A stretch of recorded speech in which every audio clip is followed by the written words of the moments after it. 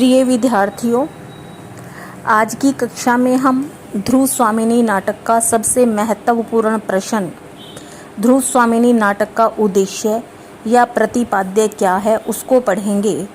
इस क्वेश्चन को आपको अक्सर इसी तरह से पूछा जाता है कि ध्रुव स्वामिनी नाटक का उद्देश्य क्या है या ध्रुव स्वामिनी नाटक का प्रतिपाद्य क्या है। लेकिन अगर आपसे ये पूछा जाए कि ध्रुव स्वामिनी नाटक में उठाई गई समस्याओं पर प्रकाश डालिए या ध्रुव स्वामिनी नाटक की विषय वस्तु पर विचार कीजिए, तब भी यही उत्तर आएगा जो अब मैं आपको समझाने जा रही हूँ।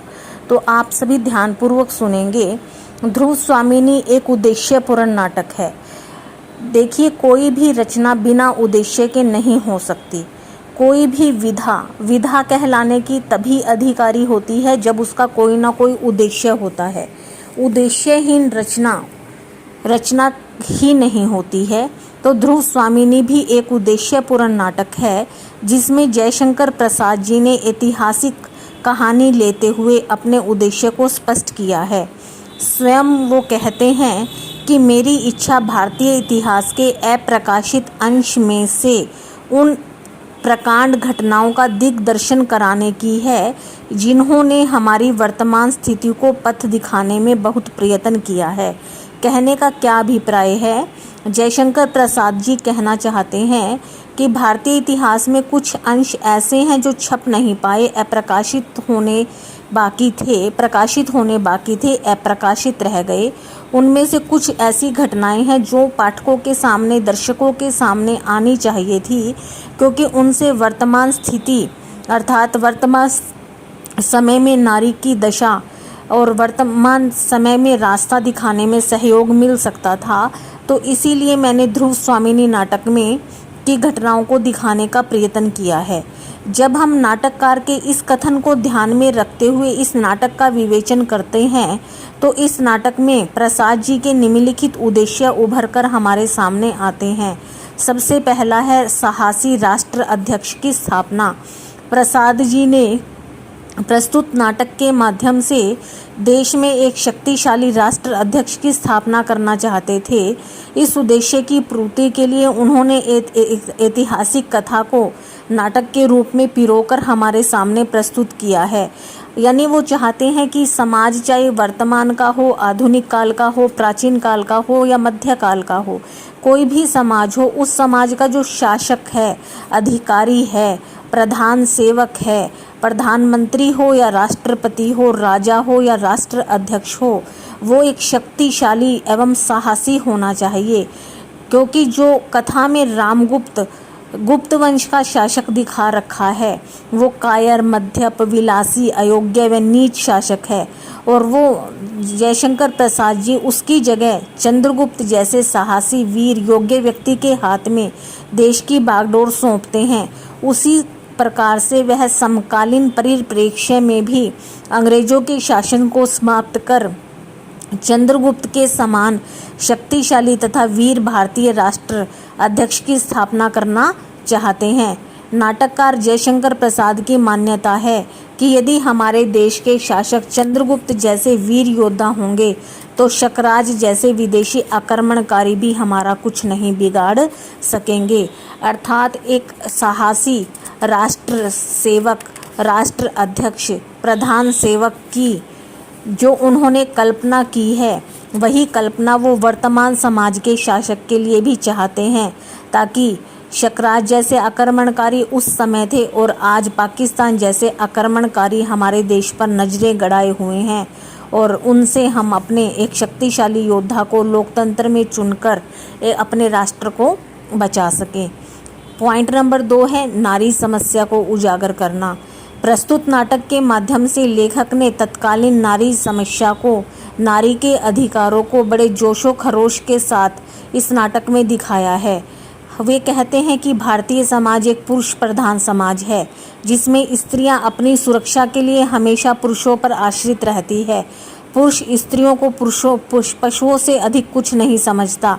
वह स्त्रियों पर तरह तरह के अत्याचार करता है और उनका मनमाना शोषण करता है। इस नाटक में लेखक ने रामगुप्त के द्वारा ध्रुव स्वामिनी तथा शकराज के द्वारा कोमा के प्रति किए गए अत्याचारों का विवरण देकर नारी समस्या को उठाया है। और साथ ही लेखक ने ध्रुव स्वामिनी द्वारा अपनी रक्षा का भार स्वयं लेने की बात कहलाकर नारी उत्थान की भी प्रेरणा की है कि यदि नारी सशक्त हो, नारी में आत्मबल हो, नारी में स्वाभिमान हो, तो उसे किसी पुरुष की भी आवश्यकता नहीं, उसे किसी समाज राजा की भी आवश्यकता नहीं, वह अपनी रक्षा स्वयं कर सकती है। लेखक के अनुसार यदि ध्रुव स्वामिनी की तरह आज की नारी भी अपनी रक्षा का भार स्वयं उठाने में सक्षम हो जाएं, तो आधी से अधिक समस्याएं स्वयं अपने आप ठीक हो सकती हैं। तो ध्रुव स्वामिनी को एक साहसी वीर नारी के रूप में इस नाटक में चित्रित किया गया है और वर्तमान में भी वे कहना चाहते हैं कि नारियां इसी प्रकार से सशक्त और वीर बने। पॉइंट नंबर 3 है विवाह की समस्या। लेखक ने इस नाटक के माध्यम से होने वाले विवाह के समय युवक युवती के आपसी सहमति न होने पर भी उनका विवाह कर देना और किस तरह से उनकी सहमति के बिना विवाह हो जाने पर किस तरह से वे कष्ट उठाते हैं, उस समस्या को दिखाया है। ध्रुव स्वामिनी का पिता सम्राट समुद्रगुप्त को वीर तथा शक्तिशाली जानकर उन्हें अपनी पुत्री को गुप्त कुल की वधू बनाने के लिए समर्पित कर देते हैं। राजा समुद्रगुप्त ध्रुव स्वामिनी का विवाह अपने योग्य पुत्र चंद्रगुप्त से करना चाहते हैं, परंतु समुद्रगुप्त की मृत्यु के पश्चात परिस्थितियों में परिवर्तन आ जाता है और महामंत्री शिखर स्वामी तथा रामगुप्त के छल कपट के कारण रामगुप्त न केवल राजा बन जाता है अपितु धोखे से राजा होने के नाते ध्रुव स्वामिनी से भी विवाह कर लेता है, परंतु वह ध्रुव स्वामिनी से प्रेम नहीं करता और समय आने पर उसे शकराज को उपहार स्वरूप देने को भी तैयार हो जाता है। ध्रुव स्वामिनी इस बात का कड़ा विरोध भी करती है। शकराज चंद्रगुप्त की सहायता से शकराज को मारकर अलग हो जाती है और चंद्रगुप्त से विवाह कर लेती है। इस घटना के माध्यम से लेखक आधुनिक संदर्भ में यह बताना चाहता है कि माता पिता को अपने बच्चों का विवाह न तो छोटी उम्र में तय करना चाहिए और न ही उनकी इच्छा के विरुद्ध विवाह करना चाहिए, अन्यथा उसके परिणाम हमेशा भयंकर होते हैं। अतः माता पिता को चाहिए कि बच्चों में वो इतने संस्कार व इतनी बुद्धि विवेक शामिल करे कि वो अपने लिए योग्य वर का चयन कर सकें। पॉइंट नंबर 4 है त्याग और उदारता की भावना को बल। इस नाटक के द्वारा लेखक लोगों को अपने में त्याग और उदारता की भावना को विकसित करने की भी प्रेरणा देता है। इस नाटक के अनुसार राजा समुद्रगुप्त ने अपने मरने से पहले अपने छोटे बेटे राजकुमार चंद्रगुप्त को राज्य का उत्तराधिकारी घोषित किया था, परंतु मरने के पश्चात चंद्रगुप्त ने अपने बड़े भाई रामगुप्त, जिसे उसके पिता ने अयोग्य समझते थे, के लिए राज्याधिकार इसलिए छोड़ दिया क्योंकि वे घर में क्लेश को बढ़ावा नहीं देना चाहते थे। इस घटना से चंद्रगुप्त के त्याग और उसकी उदारता का परिचय मिलता है। लेखक यही भावना समाज में भी भरना चाहता है। पॉइंट नंबर 5 है प्रेम भावना का विस्तार। लेखक इस नाटक के माध्यम से लोगों में प्रेम भावना का विस्तार करना चाहता है। लेखक के अनुसार मनुष्य का जीवन बहुत छोटा होता है और उसमें भी युवावस्था तो और छोटी होती है।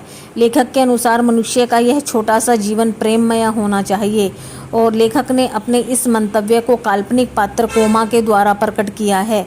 यहाँ पर यह बता देना भी आवश्यक है कि जहाँ लेखक ने मनुष्य के हृदय में प्रेम के भावों को विस्तार करने की प्रेरणा दी है, वही मनुष्य की विलासिता का भी घोर विरोध किया है। अर्थात लेखक यहाँ पर कह देना चाहता है कि प्रेममय जीवन ही वास्तविक जीवन का, सच्चे जीवन का, आनंद का आधार है और प्रेम पूर्वक विवाह बंधन ही हमेशा आनंददायी होता है।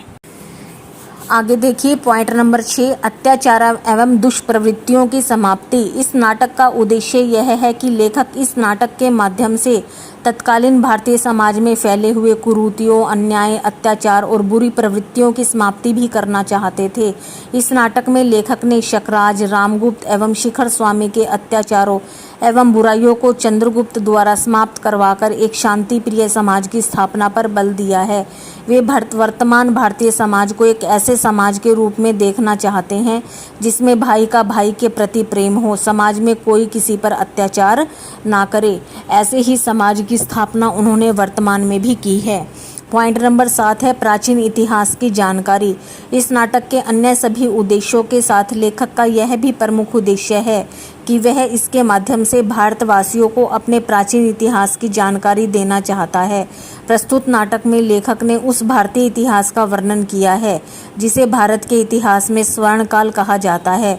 साधारणतः इतिहास के कुछ कठिन और जटिल होने के कारण न तो कोई इसे पढ़ता है और न समझता है, परंतु लेखक की मान्यता है कि इतिहास वह शिक्षक है जिससे हम शिक्षा पाकर न केवल अपने वर्तमान अपितु भविष्य को भी उज्जवल बना सकते हैं, क्योंकि इतिहास की बहुत सी घटनाएं न केवल हमें प्रेरणा देती है बल्कि भावी जीवन को सही ढंग से जीने की शिक्षा भी देती है। इसलिए भारतीय इतिहास की एक स्वर्णिम घटना को नाटक के रूप में लिखकर सरल एवं रोचक बनाकर पाठकों के सामने प्रस्तुत किया है, ताकि नारी अपने अधिकारों के प्रति जागरूक हो सके और भारतीय समाज में एक अच्छा शासक और राजा किसको चुना जा सके इसकी भी प्रेरणा ले सके।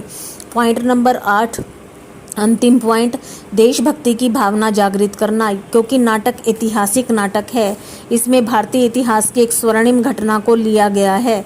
जिस समय यह नाटक लिखा गया उस समय भारत में अंग्रेजों का शासन था। उस समय के लगभग प्रत्येक कवि और लेखक का यह फर्ज था कि वह अपने साहित्य के द्वारा लोगों में देशभक्ति की भावना जगाने का प्रयत्न करे। इसलिए जयशंकर प्रसाद जी ने इस समाज के प्रति उच्च भावनाओं को दिखाकर पाठक को शकराज और रामगुप्त जैसे देशद्रोही और विदेशी आक्रांताओं के खिलाफ विद्रोह करने के लिए प्रेरित किया है। इस प्रकार हम कह सकते हैं कि यह नाटक एक उद्देश्यपूर्ण रचना है जिसमें लेखक ने प्राचीन इतिहास के नवीन प्रस्तुतिकरण के माध्यम से देशभक्ति, अखंडता, राष्ट्रीयता, नारी समाज और सामाजिक बुराइयों का अंत करने का अमर संदेश दिया है। उपरोक्त आधार पर हम कह सकते हैं कि ध्रुव स्वामिनी नाटक भले ही एक ऐतिहासिक नाटक हो, परंतु इस नाटक की घटनाओं के माध्यम से, कहानी के माध्यम से जयशंकर प्रसाद जी ने बहुत सारी समस्याओं का ज्वलंत उदाहरण प्रस्तुत किया है और उनका समाधान भी हमारे सामने प्रस्तुत किया है, जो कि वर्तमान समय में प्रासंगिक है।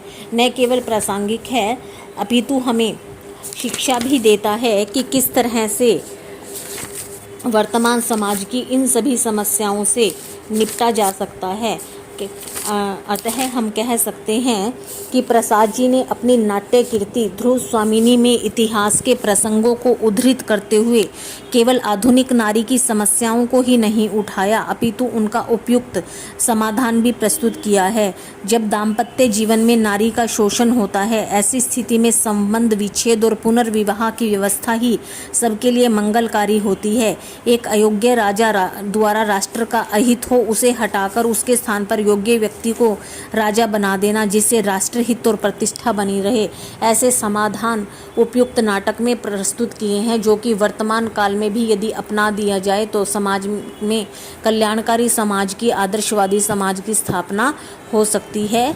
तो प्रिय विद्यार्थियों, यह क्वेश्चन महत्वपूर्ण क्वेश्चन है, अक्सर आपके क्वेश्चन पेपर में यह आता है, तो आप सभी इसको अच्छे से समझ लेंगे, लर्न कर लेंगे। धन्यवाद। आपकी हिंदी प्राध्यापिका डॉक्टर सुषमा गर्ग, हिंदू कन्या महाविद्यालय Jind. Thank you so much.